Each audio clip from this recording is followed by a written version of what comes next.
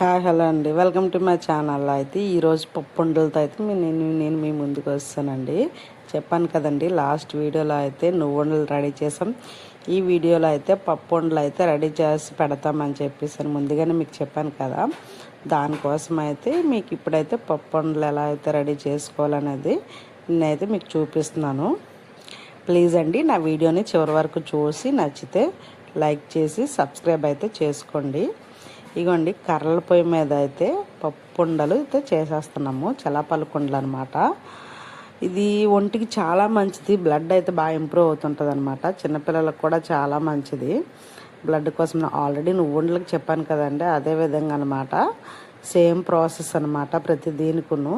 కానీ పాకం అనేది కరెక్ట్గా రావాలి. కానీ ఈరోజు తలనొప్పి ఏంటంటే నువ్వుండలు అయితే ఫస్ట్ చేసాం కదండి, దీని తర్వాత కొంచెం ఎక్కువసేపు పొయ్యి దగ్గర ఉండడమో ఏమో, మరి గీరెక్కిపోయామో మరి తెలియట్లేదు. పాకం అయితే సరిగా మా తోటకోడలు పాకం అదే నువ్వుండలకి పాకం అయితే సరిగా తీసుకురాలేదు, అంటే తీయలేదనమాట. కొంచెం లైట్గా పల్చగా అయిపోయిందనమాట.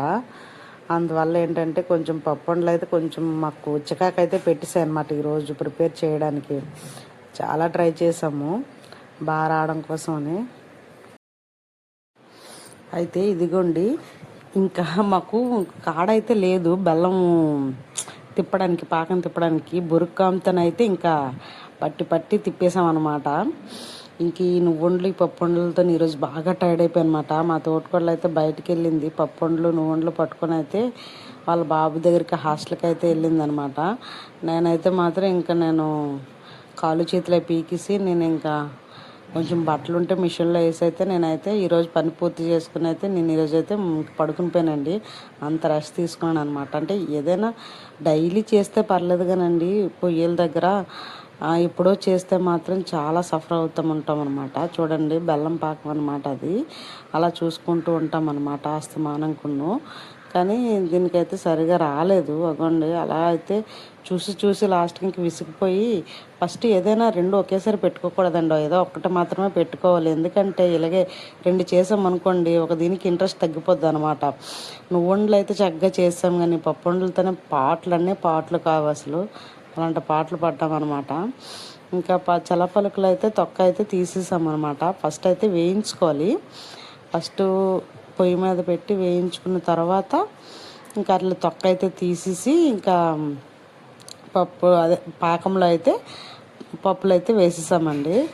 వేసేసి ఇంకా కలుపుతూ ఉండగా ఇంకా పలచన అయిపోతుంది. అది కలుపుతున్న కొలిది ఇంకొంచెం పలచన అయిపోతుంది అనమాట. అప్పటికి వేపన పప్పు ఉన్నా సరే కూడా మేము మళ్ళీ వేసేసామన్నమాట.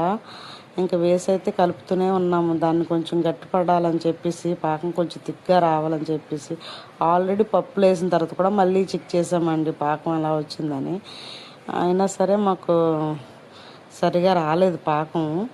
మరి ఏం చేస్తాంలే అని చెప్పేసి ఈరోజుకి అడ్జస్ట్ అయిపోదామని చెప్పి కాసేపు అయితే కొంచెంసేపు ఎక్స్ట్రా సేపు అయితే మాత్రం పొయ్యి మీద అయితే ఉంచితే అప్పుడు కొంచెం పాకం అయితే గట్టిపడింది అనమాట.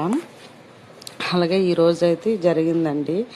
ఇంక ఈ మార్నింగ్ సెక్షన్ అంతా ఇది అయిపోయింది. మళ్ళీ ఈవినింగ్ వరకు కూడా నేనైతే బయటకైతే రాలేదు.